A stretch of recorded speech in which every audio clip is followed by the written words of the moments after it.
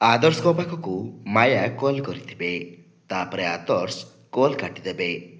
ଆଉ ତାପରେ ମାୟା ମମତାଙ୍କୁ କହିବେ, ଦେଖିଲ ତ ମମତା, ଆଦର୍ଶ ମୋ କଲ୍ କାଟିଦେଲା।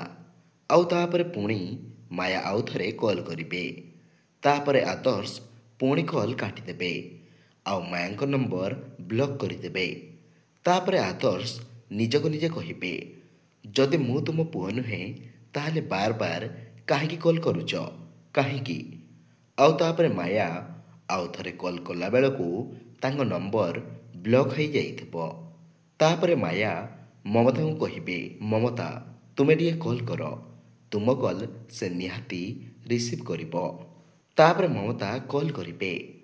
ଆଉ ଆଦର୍ଶ କଲ୍ ରିସିଭ୍ କରି କହିବେ, ସରି ଖୁଡ଼ି, ମୁଁ ତୁମ ସହିତ ଏବେ କଥା ହୋଇପାରିବିନି। ମୁଁ ଜାଣିଛି ତୁମ ପାଖରେ ଏବେ ମିସେସ୍ ମହାପାତ୍ର ଥିବେ, କିନ୍ତୁ ମୁଁ ତାଙ୍କ ସହିତ କଥା ହେବାକୁ ଚାହୁଁନି। ତାପରେ ମାୟା କହିବେ, କ'ଣ ଗୋଟେ ମା ତା'ର ପୁଅ ଉପରେ ରାଗିବାର ଅଧିକାର ନାହିଁ? ଆଉ ତୁ ମୋତେ କ୍ଷମା କରିଦେ, ମୋ ଦ୍ୱାରା ବହୁତ ବଡ଼ ଭୁଲ ହୋଇଯାଇଛି। ପ୍ଲିଜ୍ ବାପା, ଘରକୁ ଫେରିଆ, ମୋ ବାବାଟା ପରା। ତାପରେ ଆଦର୍ଶ କହିବେ, କିଏ ଆପଣ? କାହାକୁ ବାବା ବୋଲି କହୁଛନ୍ତି? ମୁଁ କାହାରି ପୁଅ ନୁହଁ। ଆଜିଠୁ ମୁଁ ଗୋଟେ ଅନାଥ। ଆଉ ତାପରେ ଆଦର୍ଶ କହିବେ, ଖୁଡ଼ି କହିଦିଅ ତାଙ୍କୁ, ମୁଁ ତାଙ୍କର ରକ୍ତର ନୁହେଁ କି ମୁଁ ତାଙ୍କର ପୁଅ ନୁହେଁ। କହିଦିଅ ଖୁଡ଼ି, ମୁଁ ତାଙ୍କର କେହି ନୁହଁ। ତାପରେ ଆଦର୍ଶ କଲ୍ କାଟିଦେବେ।